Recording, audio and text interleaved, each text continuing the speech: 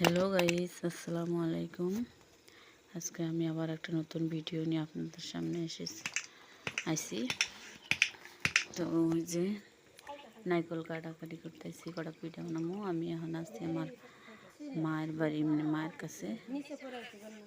নাইকল ইটি করে সিলাইয়ে চাইতেছে, এখন পানি বের করে নিয়ে আমি ফাড়াইতেছি কুড়ামো, মানে কুলি পিঠা বানাবো।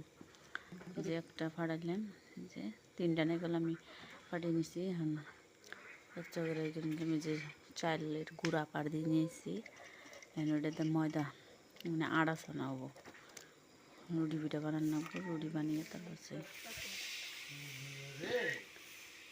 কুলি পিঠা বানাই, কিরম করে বানাই আপনারা দেখতে থাকেন। এটা আমি করার জন্য দিলাম নাইকলটা যে কুড়াইছে, নাইকল কুড়ানি, এটার মধ্যে আমি চিনি, লবণ আর নাইকল, আর কিছু নাই, তিনটা জিনিস দিই আমি বাইজে একটা বাড়িতে কাবলার মধ্যে আর কি নামিয়ে নিতেছি।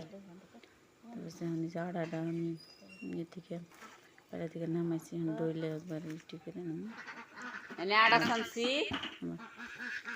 আর যে নাইকল চিনি দিয়ে বানাইছি গুলি পিঠা বানানো। রুটি বানাইতেছি, রুটি বানিয়ে গ্লাস দিয়ে কাটমো, গ্লাস দিয়ে কাইটে ছোট্ট ছোট্ট রুটির মতো হবো। ওটা দিয়ে আমরা কুলি পিঠা বানাবো। ওটার ভিতরে ওই মশলা যেটা চিনি, নারকেল, লবণ দিয়ে করলাম, যেটা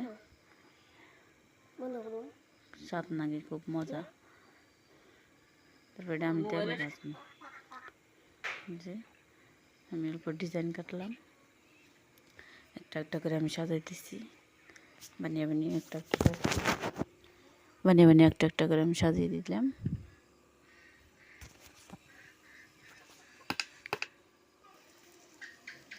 এখন আমি কড়াইতে তেল গরম করে ভাজে নিতেছি। ভাজা আমার মেলাটি গেছে, এটি আমি নিয়মও আমি বাপের মানে জামাই বাড়ি যাবো, শ্বশুর বাড়ি। মানে আমি আইসি এনে একটু পোলার হাতে একটু খেলাধুলা করে এখন আমি বিকালকার রান্নার আয়োজন করতেছি।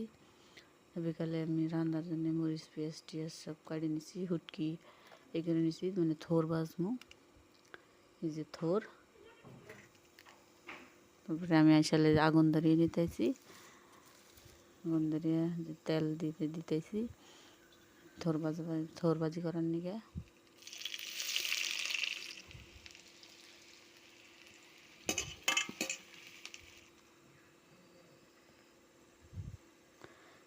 হুটকির মধ্যে আমি লবণ, হলদি, 12 মশলা দিয়ে নিতেছি।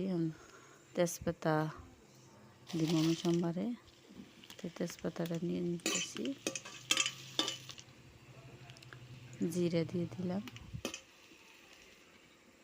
নাড়াচাড়া করে আমি হুটকিটা দিয়ে দিলাম।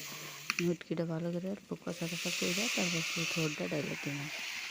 থোরটা যখন আমার ভাজা হয়ে গেছে, লাল হয়েছে, আরটুকু ভালো করে ভাজা করলাম।